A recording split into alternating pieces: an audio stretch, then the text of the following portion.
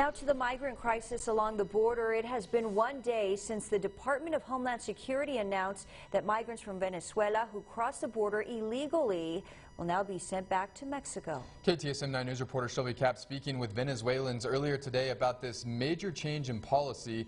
She joins us live from the U.S.-Mexico border with more. Shelby. Andy and Natasha, earlier today our crew saw hundreds of migrants that crossed the border near downtown. They crossed in between ports of entry, many of them from Venezuela. All of this just after DHS announced that they would be sending Venezuelan migrants who crossed illegally back to Mexico. Now, I spoke with a man from Venezuela who crossed days ago and got his reaction to this change.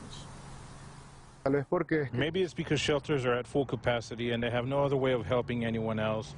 They don't have anyone who is sponsoring them. I think it's because of that. Maybe the government doesn't want to look bad and have all these people living in the streets. We asked Florencio Perez if he thinks DHS expelling Venezuelans who cross between the ports of entry will deter them from coming. I think it's going to stop them because the moment they realize they can't come into the U.S., they're not going to risk coming all the way up here for nothing.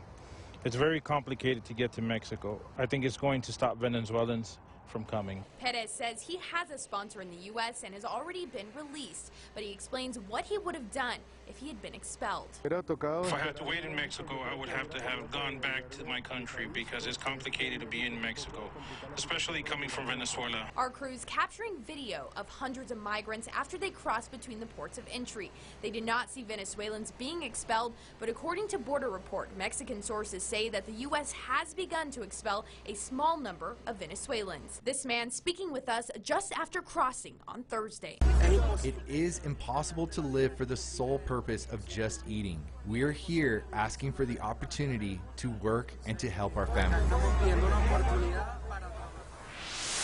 And the city of El Paso does tell me that they have not received any formal notification on when they will see a reduction in how many unsponsored releases are happening in the community. However, they do say at this time that their charter buses heading to New York and Chicago with unsponsored migrants are still leaving El Paso.